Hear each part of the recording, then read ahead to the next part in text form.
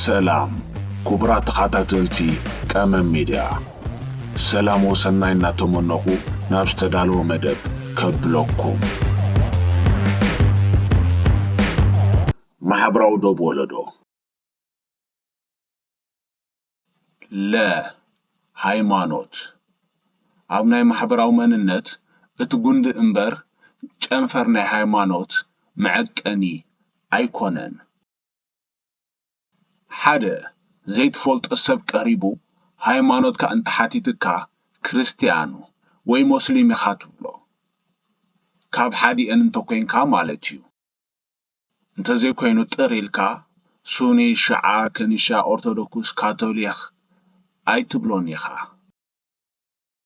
ምናልባት ሙስሊም ሸውዓተ ዝኾና ጨናፍር ስለ ዘለውዎ ነንበይኖም ሃይማኖት ኣለዎም ማለት ኣይኮነን። ኣብ ማሕበራዊ መንነት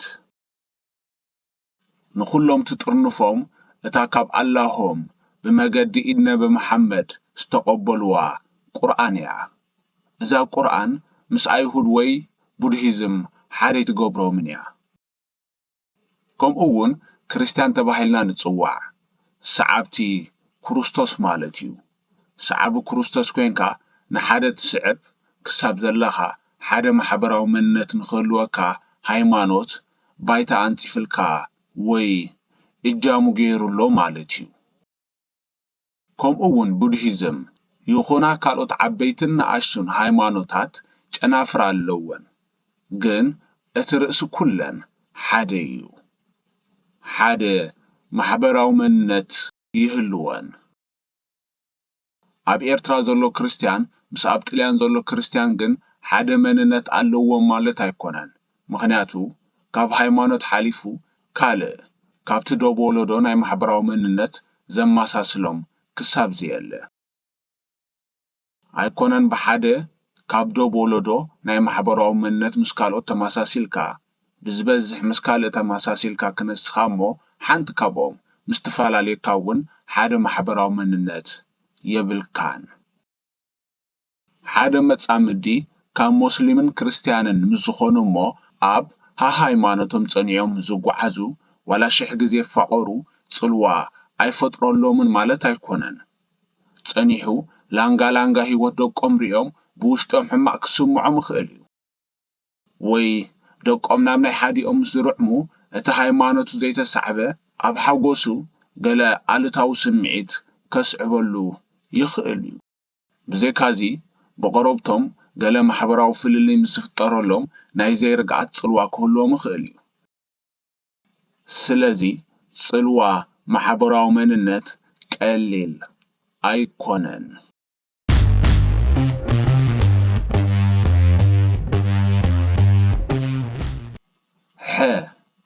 ቋንቋ ሰብ ኮይንካ ምስ ሰባት ክትራኸብ ኣለካ። ነዚ ንክተማልእ ሓበራዊ ቋንቋ ክህልወካ ኣለዎ። ሓበራዊ ቋንቋ ኣብ ማሕበራዊ መንነት ቋንቋ ኣደዩ። ምናልባት ንስኻ ካብ ቋንቋኻ ወፃኢ ሓደ ቋንቋ ስለ ትኽእል ኩሉ ዓሌትካ ወይ ስድራ ቤትካ ይኽእሎ ማለት ኣይኮነን። ኣብ ማሕበራዊ መንነት ለሃጃ ከም መፈላለዪ ኣይጽብጸብን እዩ።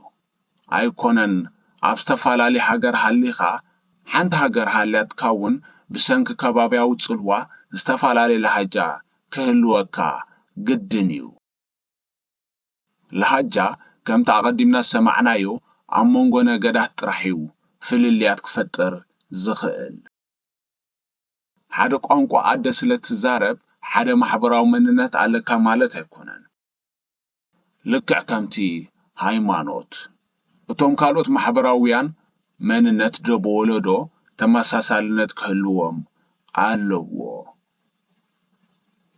ተዛረብቲ ትግርኛ ናይ ኤርትራ ሓደ ብሄር እዩ ዘለና። በንጻሩ ምስ ተዛረብቲ ትግርኛ ኢትዮጵያውያን ሓደ ብሄር የብልናን። ኩሉ ተዛራቢ ትግርኛ እውን ሓደ ማሕበራዊ መንነት የብሉን። ኣብ ኤርትራ ዘለዉ ተዛረብቲ ትግርኛ ዝተፈላለዩ ሃይማኖት እዩ ዘለና። ብሰንኪ እዚ ተመሳሳሊ ማሕበራዊ መንነት የብልናን። ኣብ ዓለም ክሳብ 7000 ቋንቋ 300 ፊደላትን ከም ዘለዉ እዩ ብገምጋም ዝሕበር ኣብ ታሪኽ ኤርትራ ብዙሓት ካብ ካልእ ቦታ ሳጉሞም ቋንቋኦም ናብ ትግርኛ ዝረዓሙ ኣለዉ። እዚ ማለት ምስቶም ዝጸንሕዎም ሓደ ተመሳሳሊ ማሕበራዊ መንነት ንክህልዎም መገዲ ኣንጺፎም ኣለዉ።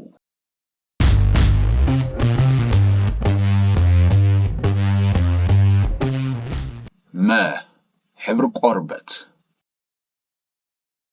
ሕብሪ ቆርበት ሓደ ካብቲ ብቐሊሉ ዘይቅየር ማሕበራዊ መንነትካ እዩ።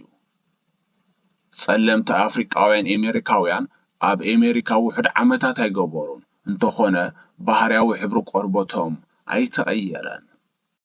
ምናልባት ድሕሪ ሚልዮንዮማት ካብ ምድቓል ዝነቐለ ኩሎም ተቐመጥቲ ኣሜሪካ ሓደ ዓይነት ሕብሪ ቆርበት ክህልዎም ይኽእል እዩ። ከም ኣብነት ኣብ ታሪኽ ኢትዮጵያውያን መበቆል ናይ ኣይሁድ ዝነበሮም ኣብ ግዜ ስደት እስራኤላውያን ካብ ግብፂ ደጊሞም ናብ ኢትዮጵያ ዝተሰደዱ ከነልዕል ንኽእል። ብዘይካ ናይዚኦም ኣብ ከባቢና ብዙሕ ታሪኽ ክነምጽእ ንኽእል ኢና። ሕብሪ ቆርበት እቲ ብቐሊሉ ክልለ ዝኽእል ሓደ ካብ ማሕበራዊ መንነትካ ብምዃኑ ብቐሊሉ ብዓሌታውያን ተጠቃዒ ክገብረካ ይኽእል እዩ። ሓበሻ ክነስና ካብ ናብ ግን ጸሊም ከደራይን ቀይሕን እናበልና ንፈላለ ኢና። ሓንቲ ስድራ ደቂ ሓንቲ ሰበይትን ሰብኣይን እውን ነዚ ጸሊም ከደራይን ቀይሕን ክተማልኦ ትኽእል እያ። እንተኾነ እዚ ሕብሪ ቆርበት ዘይኮነ መልክዕ እዩ።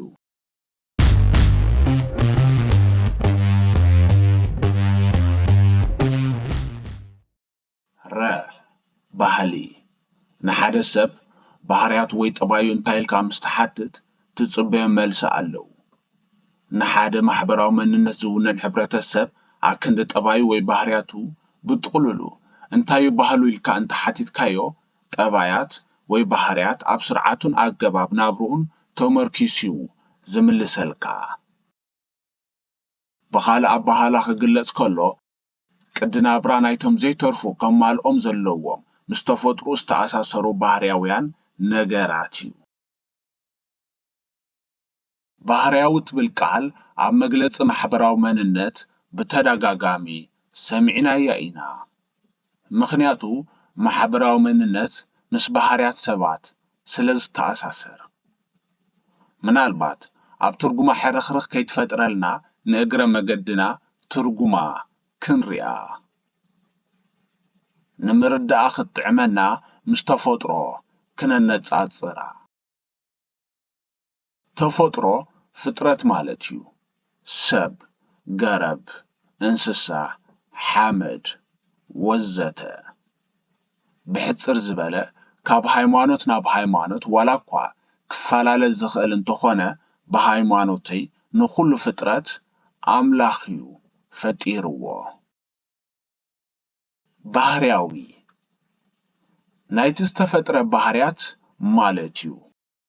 ናይ ሰብ ባህርያት ይወልድ፣ ይበልዕ፣ ይሰቲ፣ ክዳን ይመልስ፣ ይመውት ወዘተ።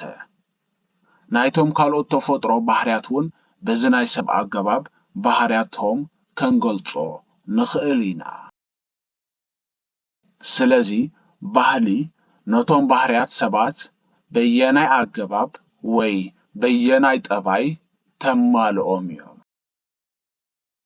ነቶም ሰብ ብዕላማ ኮነ ብመደብ ዝፈጥሮም ሓሳባት፣ ነገራት ወዘተ ኣይውክልን እዩ። ኣብ እንግሊሽ needs and wants ዝብል ቃል ኣሎ። እዚ ናብ ትግርኛ እንክትርጎም ብዝቐረባ ቃላት ኣገዳስነትን ኣድላይነትን ክንብሎ ንኽእል ኢና። ኣየር፣ ማይ፣ መግቢ፣ መዕቆቢ፣ ክዳን፣ ኣገባብ ርክብ ምስ ሰባት ኮነ መንፈስ ወይ እምነት፣ ፍርያምነትካ ምቕጻል፣ ኣጻናባርቓን ኣጻናብላን ስምዒታትን ኣጋጣሚታትን ናይ መንፈስ ይኹን ስጋውያን ከም ሓጎስ፣ ሓዘን፣ ደርፊ ወዘተ ካብቶም ኣገደስቲ ናይ ደቂ ሰባት እዮም። ምናልባት ሳይክል ሃልያትካ መኪና ተድልየካ ኮይኑ ክስምዓካ ክእል እዩ። መኪና ወኒንካ እውን ካብኣ ትበልፅ መኪና ወይ ኣየር ክትብህግ ትኽእል ኢኻ። እዚ ምስቲ ድሌት ወዲ ሰብ መወዳእታ ዘይብሉ ዝተኣሳሰረ እዩ። ናይዞም ዳሕረዎት ወይ ኣድለይቲ ነገራት ሂወትካ ምቾት ንክህልዎ ክሕግዙኻ ክእሉ እዮም። እቶም ቀዳሞት ዝበዝሑ ናይ ሂወት ሕቶ ክኾኑ ከለዉ እቶም ዝተረፉ ከም ግዴታ ክህልውኻ ኮይኖም ዝስምዑኻ እዮም። ስለዚ ባህሊ ነቶም ኣገዳስነት ዘለዎም ኣብ ሂወትካ ብኸመይ ተማልኦም እዮም ዘመልክት። ግሪኻዊ ፍላስፋ ዲዮጋነስ ሓደ መዓልቲ ሓደ ቆልዓ ካብ ዕቋር ማይ ብኢዱ ማይ ክሰቲ ምስ ረኣዮ ነታ መስተይቱ ዝነበረት ታኒካ ደርቢዩ ብኢዱ ክሰቲ ጀመረ። ካብዚ ቆልዓ ዓብዪ ትምህርቲ ተምሃርኩ እውን በለ። ምናልባት ሓደ ሰብ ማይ ክሰቲ ግድን እዩ። ሓደ ሕብረተሰብ እቲ ንማይ ንምስታይ ዝጥቀመሉ ቅዲ ወይ ማይ ዝሕዘሉ ናውቲ ባህሊ እዩ። ምናልባት ብኢዱ ናይ ምስታይ ቅዲ ዘለዎ ሕብረተሰብ እንተዝህሉ ነይሩ ከም ባህሉ ምተሓስበ። ወለዲ ሓበሻ ናብ ቤተ ክርስቲያን ንክኸዱ ዘዘውትርዎ ጻዕዳ ነፀላ ኣለዎም። ብዝያዳ ኣዴታትና ካብ ምሒር ምዝውታር ንሱ ከይገበርካ ምኻድ ሓጢኣት ኮይኑ እውን ክስምዓና ክእል እዩ። እንተኾነ ኩሉ ክርስቲያን ከም ናይ ሓበሻ ኣልባሳት ለቢሱ ናብ ቤተ ክርስቲያን ይኸይድ ማለት ኣይኮነን፣ ሓጢኣት እውን ኣይኮነን። እዚ ናብ ምድራዊት ቤት ኣምላኽ ንክኸዱ ዝኽተልዎ ባህላዊ ኣገባብ ኣልባሳት እዩ። ጥርሖም ክኸዱ ኣይክእሉን እዮም። ሓደ ሕብረተሰብ ክራኸቡ ከለዉ ዘዘውትርዎ ሰላምታን ምክብባርን ባህሎም እዩ። ምናልባት ባህልን ዘመናውነትን ይፈላለዩ ከይተሓዋወሰና። መግቢ ብእኽሊ ይስራሕ። ግድን ከኣዩ መግቢ ዘድልየካ። እቲ ሜላ ኣሰራርሓን መሳርሒኡን ባህሊ እዩ። ነቲ እኽሊ ካብ ሕርሻ ኢኻ ተምፅኦ። ኣተሓራርሱኡን መሳርሒኡን ናይ ሕርሻ ባህሊ እዩ። ስለዚ ባህሊ ነቶም ኣብ ሂወት ኣገደስቲ ዝበልናዮም በየናይ ኣገባብን ስርዓትን ተተግብሮም እዩ። ነቲ ዘይተርፈካ ክተተግብሮ ከለኻ ተማሎ ኣገባብ ባህሊ ይበሃል። ነቲ ባህርያዊ ክተተግብሮ ተንጸባርቆ ጠባይ ወይ ባህርያት ባህሊ ይበሃል።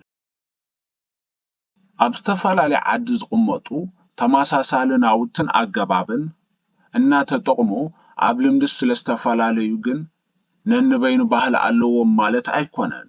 ብሰንኪ ልምዲ ዝተፈላለየ ባህሊ ኣለካ ማለት ኣይኮነን። ብዝያዳ ባህሊ ኣብ ዝብል ኣርእስቲ ብስፍሕ ዝበለ ክቐርብ እዩ።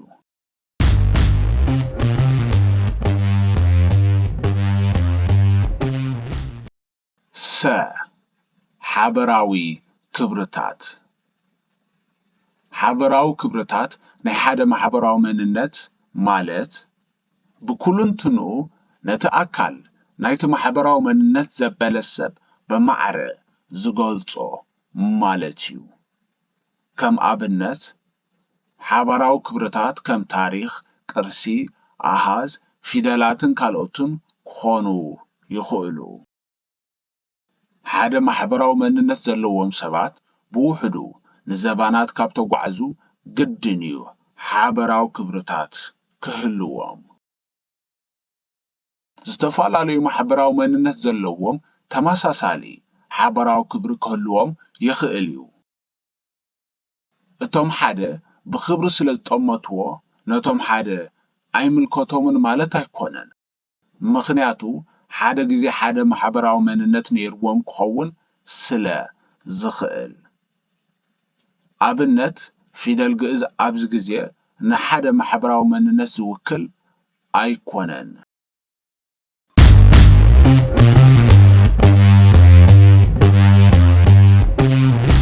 ሰላም ክቡራት ተኸታተልቲ ቀመም ሚድያ ናይ ሎሚ ጻንሖትና ኣብዚ ተዛዚሙሎ ክሳብ ኣብ ዝመጽእ መደብና ንራኸብ ሰላም ወሰናይ እናተመነኹ ፋኖኩም ሓውኩም ኣብርሃለይ ሓጎስ